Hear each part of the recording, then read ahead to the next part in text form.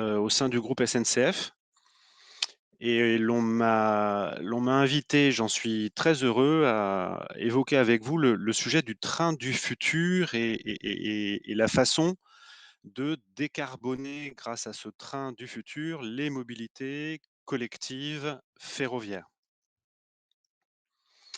Donc vous avez vu que j'avais intitulé la présentation plutôt «Les trains du futur», parce qu'en réalité le train du futur se conjugue, plutôt au pluriel et ça pour 2 raisons.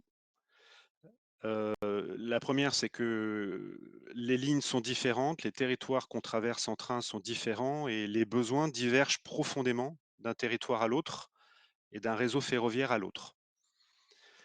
Et on voit bien que lorsqu'on dessert, 2 grandes métropoles de province, lorsqu'on dessert une zone, plutôt rurale, lorsqu'on dessert, une grande métropole ou une grande ville et qu'on tombe dans le mass transit, il ne faut pas mettre le même matériel face à ces différents besoins, sinon il n'est pas adapté. Et puis les trains du futur se conjuguent également au pluriel parce que on a pris 2 engagements forts, côté SNCF: sortir du diesel d'ici 2035, viser la neutralité carbone en 2050 et pour y parvenir, on ne peut pas se focaliser sur une seule solution. Il va falloir qu'on aille vite, il va falloir mixer, toutes les solutions technologiques, qui sont disponibles et faire, front de tout feu, avancer sur tous les fronts en même temps pour, parvenir à ces objectifs ambitieux de sortie du diesel et de 0 carbone en 2035 et en 2050. Et donc on travaille d'ores et déjà sur des trains bimodes, des trains hybrides, des trains à batterie, des trains biocarburants, des trains hydrogène, voire même dans un autre registre, sur des trains autonomes qui ont malgré tout un petit lien avec la décarbonation puisque ça nous permet de par la pratique de la conduite automatisée, de gaspiller moins d'énergie en traction et ça permet surtout de mettre davantage de trains sur le sillon ferroviaire et plus on met de trains, plus l'offre est riche et plus on espère que les gens, basculeront sur ce mode de transport, écologique. Donc les trains du futur, ce sont ces trains-là. Ils seront écologiques, ils seront économiques, ils sont connectés, voire autonomes. Mais je vous présenterai également un 2e bloc entre guillemets de trains du futur, qui sont les trains qu'on destine aux petites lignes, heu, parce que comme je le disais tout à l'heure, les petites lignes, c'est moins de potentiel de trafic, c'est moins de fréquentation à bord de nos trains, c'est des infrastructures généralement qui sont en plus mauvais état et on ne peut plus les exploiter avec le train lourd classique qu'on connaît aujourd'hui. Si on veut revitaliser ces petites lignes et remettre vraiment un bon niveau d'offre sur ces petites lignes, il va falloir réinventer le train et faire du sur mesure. On a peu de temps à passer ensemble, je vous propose de passer de suite à cette première partie des trains du futur qui concerne le sujet de la décarbonation des trains. Sortir du diesel et tendre vers, la neutralité carbone. On travaille sur, et vous verrez que ce futur, il est pas si loin, pas si éloigné que ça. On travaille sur 4 types de trains décarbonés. Je vous les ai résumés en une slide ici. Les TER biocarburants, bio-GNV pardon, les TER hybrides, les TER batterie, les TER hydrogène. Sur le TER, bio-GNV, ce que l'on vit, c'est 60 d'émissions de gaz à effet de serre en moins par rapport au gasoil.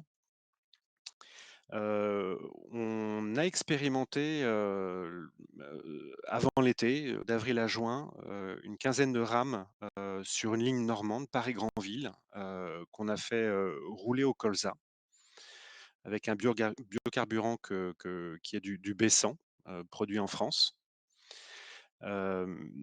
C'est quelque chose qui nous permet d'aller assez vite, heu, parce que l'innovation, elle n'est pas en très grande rupture, technologique. On n'a que quelques modifications à faire, dans la motorisation des trains qui roulent au gasoil pour, les faire, circuler avec, ce biocarburant. On a, un 2e, projet qui est le TER, hybride.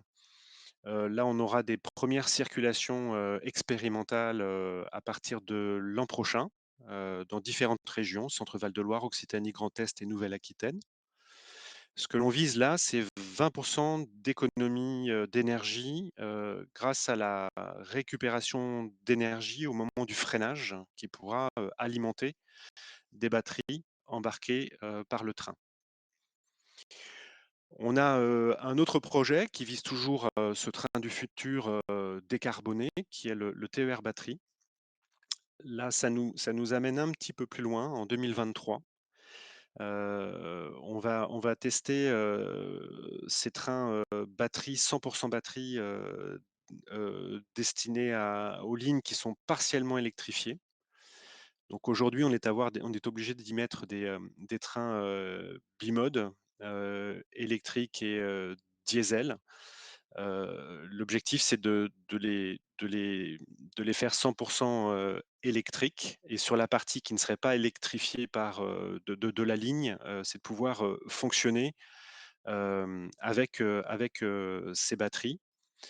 C'est pour ça qu'elles, ont une autonomie assez limitée de 80 kilomètres. Parce que ça nous permet c'est destiné simplement vraiment à permettre de franchir ces quelques kilomètres sur la partie de la ligne, la section de ligne qui n'est pas électrifiée. Et puis le TER hydrogène, là, on va encore, vous le verrez un peu plus loin, c'est qu'à compter de 2025. Là, c'est le zéro émission de gaz à effet de serre. La seule chose que l'on rejette, à travers le train hydrogène, c'est de l'eau. Donc l'idée, c'est d'installer des réservoirs, d'hydrogène, en toiture, heu, d'amener cet hydrogène dans une pile à combustible. L'hydrogène qui, se mélange à l'oxygène, présent dans l'air ambiant va créer l'électricité qui va être, produite par cette pile pour, alimenter la traction de la rame et cette électricité ensuite on va la stocker dans des batteries, qui servira à l'attraction, du train, en ligne. Donc je vous le disais, ces projets finalement sont pas si éloignés. On parle de train du futur décarboné, mais finalement, on vise, on projette des mises en service commerciales de ce type de rame, dans un avenir finalement assez proche, quand on parle, d'innovation et de rupture technologique. Le TER, au biocarburant, bah, finalement, on l'a déjà fait rouler en service commercial sur les lignes normandes. Donc c'est quelque chose qu'on peut d'ores et déjà voir en 2021. Le TER hybride, ce sera plutôt pour 2023, batterie 2024 et le train hydrogène, là, on parle de mise en service commercial vraiment, plutôt en 2025.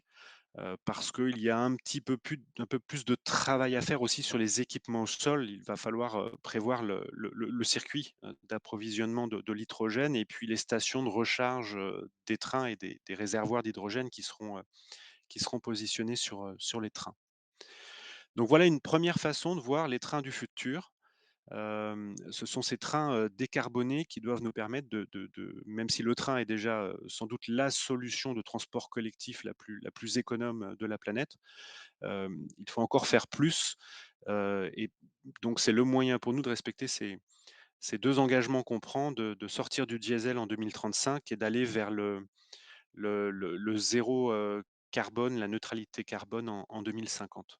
Mais ça n'est pas la seule façon de voir le train du futur.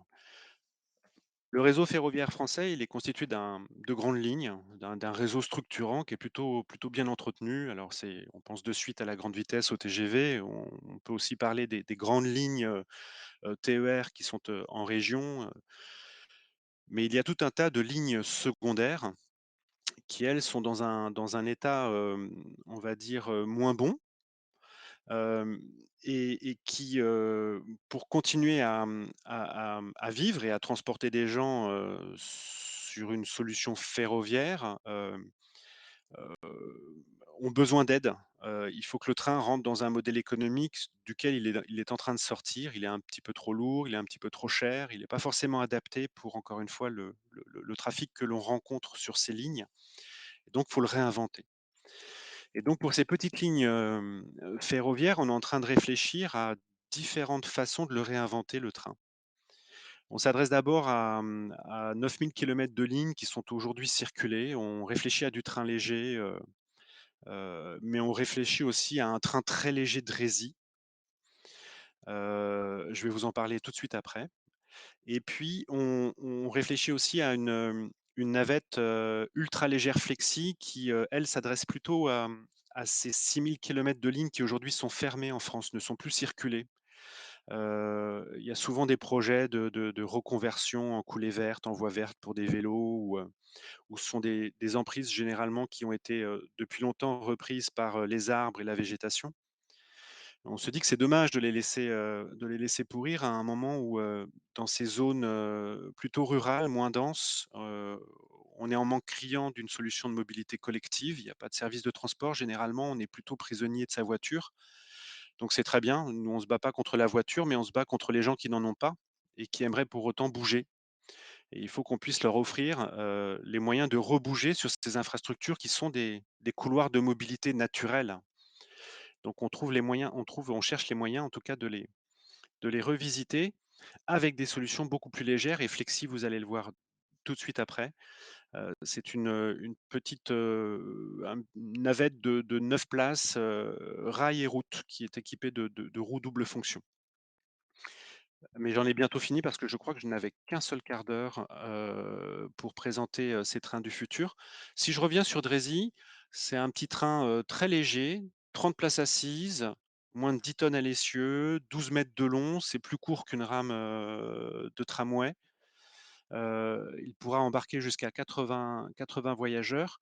On le destine, ce nouveau matériel à des petites lignes qui aujourd'hui ont un faible potentiel de trafic, qui sont aujourd'hui exploités par du train classique lourd, mais l'équation économique étant ce qu'elle est, le train, lourd classique étant relativement cher, il y a de moins en moins de trains finalement, donc une offre de plus en plus faible, donc de moins en moins de gens à bord des trains. Donc comme il y a moins en moins de gens à bord des trains, on réduit encore la voilure et il y a de moins en moins d'horaires de trains qui sont proposés et donc c'est un cercle infernal qui amène, petit à petit à, l'arrêt du train sur la ligne. Donc, là on cherche à faire du sur mesure, à adapter, ce matériel roulant aux besoins.